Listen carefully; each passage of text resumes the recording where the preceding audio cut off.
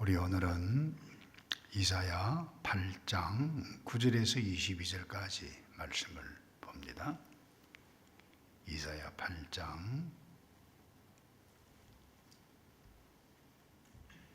9절에서 22절 9절입니다. 너희 민족들아 함성을 질러보아라. 그러나 끝내 패망하리라. 너희 먼 나라 백성들아 들을지니라. 너희 허리를 동이라. 그러나 끝내 패망하리라. 너희 허리에 띠를 띠라. 그러나 끝내 패망하리라. 너희는 함께 계획하라. 그러나 끝내 이루지 못하리라. 말을 해보아라. 끝내 시행되지 못하리라. 이는 하나님이 우리와 함께 계심이니라. 여호와께서 강한 손으로 내게 알려주시며 이 백성의 길로 가지 말 것을 내게 깨우쳐 이르시되 이 백성이 반역자가 있다고 말하여도 너희는 그 모든 말을 따라 반역자가 있다고 하지 말며 그들이 두려워하는 것을 너희는 두려워하지 말며 놀라지 말고 만군의 여호와 그를 너희가 거룩하다 하고 그를 너희가 두려워하며 무서워할 자로 삼으라. 그가 성소가 되시리라. 그러나 이스라엘의 두 집에는 걸림돌과 걸려 넘어지는 반석이 되실 것이며 예루살렘 주민에게는 함정과 올무가 되시리니 많은 사람들이 그로 말미암아 걸려 넘어질 것이며 부러질 것이며 덫에 걸려 잡힐 것이니라. 너는 증거의 말씀을 싸매며 율법을 내 제자들 가운데서 봉함하라. 이제 야곱의 집에 대하여 얼굴을 가리시는 여호와를 나는 기다리며 그를 바라보리라. 보라, 나와 및 여호와께서 내게 주신 자녀들이 이스라엘 중에 징조와 예표가 되었나니 이는 시온산에 계신 만군의 여호와께로 말미암은 것이니라.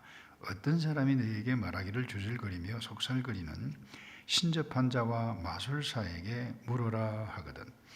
백성이 자기 하나님께 구할 것이 아니냐 산 자를 위하여 죽은 자에게 구하겠느냐 하라. 마땅히 율법과 증거의 말씀을 따를지니 그들이 말하는 바가 이 말씀에 맞지 아니하면 그들이 정녕 아침빛을 보지 못하고 이 땅으로 헤매며 공고하며 굶주릴 것이라. 그가 굶주릴 때에 격분하여 자기의 왕과 자기의 하나님을 저주할 것이며 위로 쳐다보거나 땅을 굽어 보아도 환난과 흑암과 고통의 흑암뿐이리니 그들이 심한 흑암 가운데로 쫓겨 들어가리라.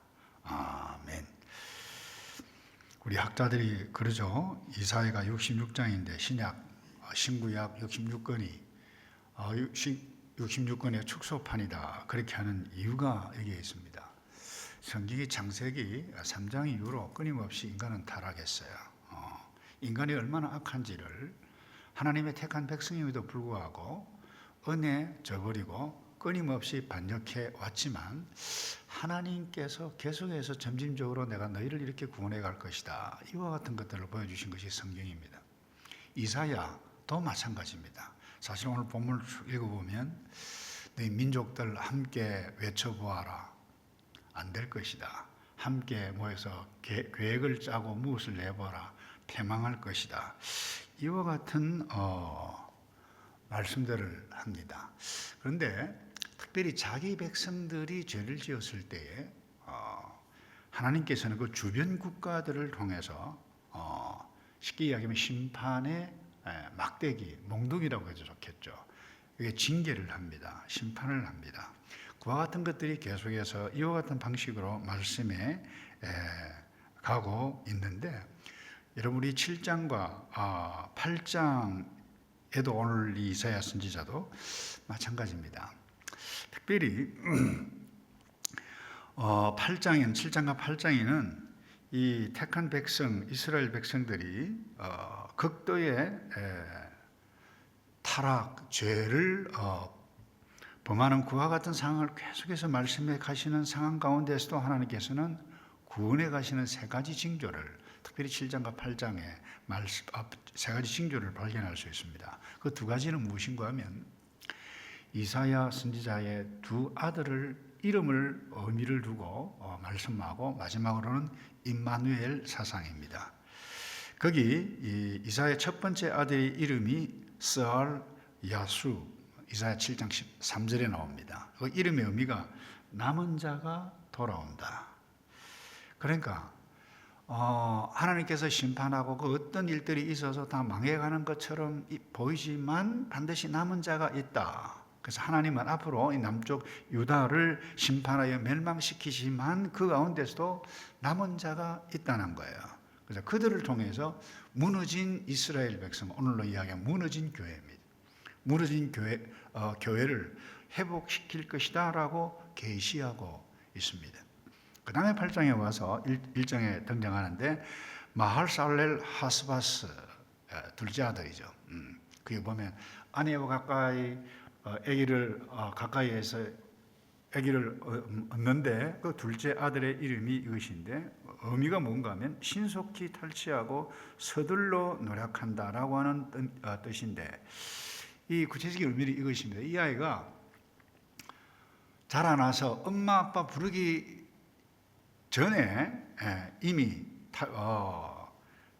탈취당하고 어려움을 당한다. 그만큼 신속하게 어려움을 당할 것이다. 다시 말해서 아수르에 의해서 어려움을 당할 것이다 라고 하는 것을 이사야 선지자를 통해서 선지자에게 보여주신 것입니다.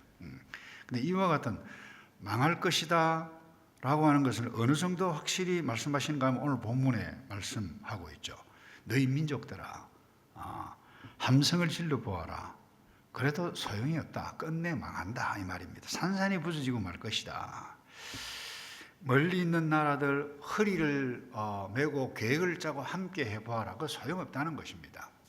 이웃 나라 아수르, 애굽 이와 같은 나라들 의지해서 함께 해봐라. 소용없다는 거, 망한다는 거예요. 근데 흥미있는 것은 그래도 이루지 못할 것인데 그 이루지 못하는 것이 왜 이루지 못하는가 하면 하나님께서 우리와 함께 계시기 때문이다. 이런 표현이 있어요. 여러분 말이 됩니까? 임마누엘이죠. 하나님이 우리와 함께 계시기 때문에 너희가 망한다. 이 이야기입니다. 여러분 이해가 되십니까? 하나님이 우리와 함께 계시면 잘 되어야 하는데 하나님께서 우리와 함께 하시기 때문에 뭐예요? 망한다는 거예요. 반드시 망한다는 거예요. 여기에 우리가 받아야 할 메시지가 있습니다. 하나님은 죄를 싫어하신다는 거예요.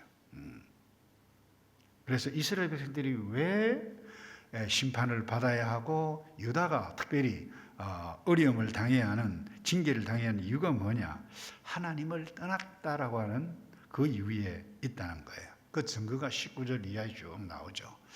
하나님을 섬겨야 할 백성인데 마법사, 그 다음에 무당을 찾는다는 거예요.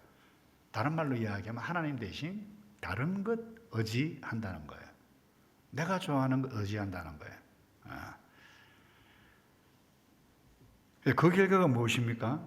21절에 보면 쉐벤적인 이렇게 되어 있어요. 그들은 고생하며 배고파하며 이 땅을 헤맬 것이다. 어려움을 당할 것이라는 거예요. 이렇게 된 이유는 다른 것 없습니다. 거룩하신 하나님으로 인정하지 않고 외치지 않고 만군의 여호와 하나님이 우리에게 함께 하셔서 성소로 오셨는데 그 인정하지 않는다는 거예요.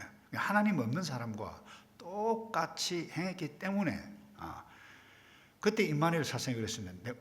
하나님이 우리와 함께 계신다. 하나님이 우리와 함께 계시기 때문에 죄를 심판하신다. 우리가 볼 때는, 백성들의 입장에서 볼 때는 야, 하나님이 우리와 함께 계시는데 왜 우리가 망하지? 이해가 안 될 거예요. 그런데 이사야 선지자를 통해서 말씀하십니다. 하나님이 어떤 분인지를 정확하게, 죄는 티끌만큼도 용납하지 못하시는 거룩하신 하나님.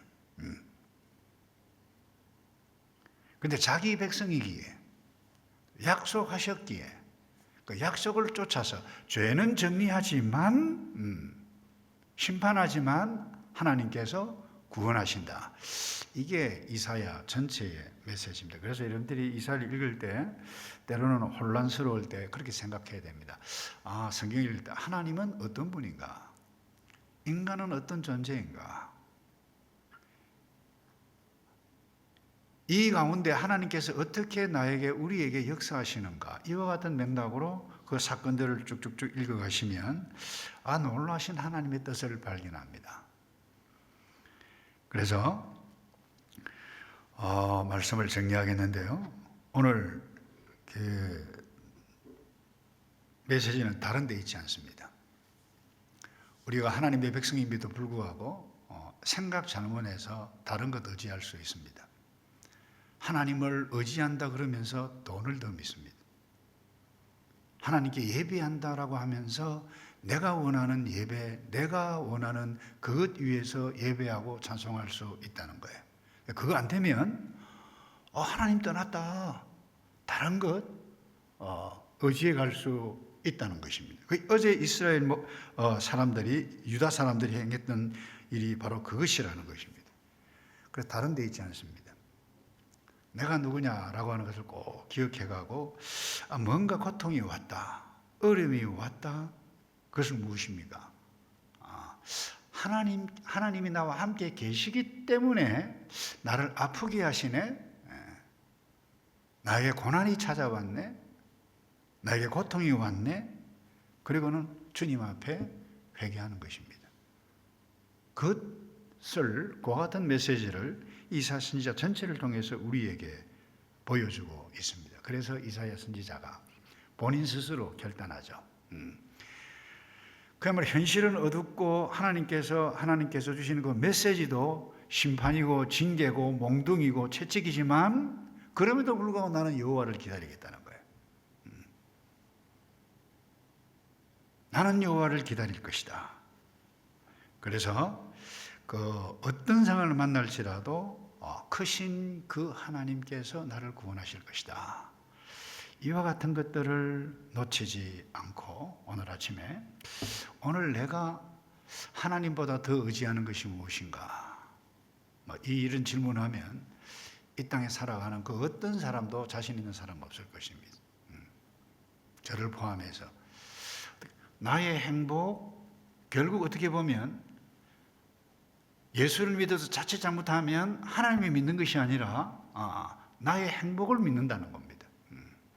내 좋아할 대로 나간다는 거예요. 결국 그것은 뭐예요? 내 스스로 신이 되어져 간다라고 하는 부분입니다. 그래서 오늘 내가 하나님 대신 더 의지하는 것이 무엇인가? 나의 생각인가, 나의 의지인가, 내 판단인가, 아니면 건강인가, 돈인가, 자녀인가, 부모인가, 내가 벌려놓은 어떤 일들인가. 그래서 미래 문제를 때로는 암흑 가운데 있을지라도 이사야 선지자는 그렇게 이야기를 해요. 나는 크신 하나님을 바라보겠다. 그래서 그 어떤 상황에서도 하나님을 바라보고 하나님의 구원을 누려가는 저와 여러분 되기를 주님의 이름으로 축복합니다. 우리 조금 전에 불렀던 찬송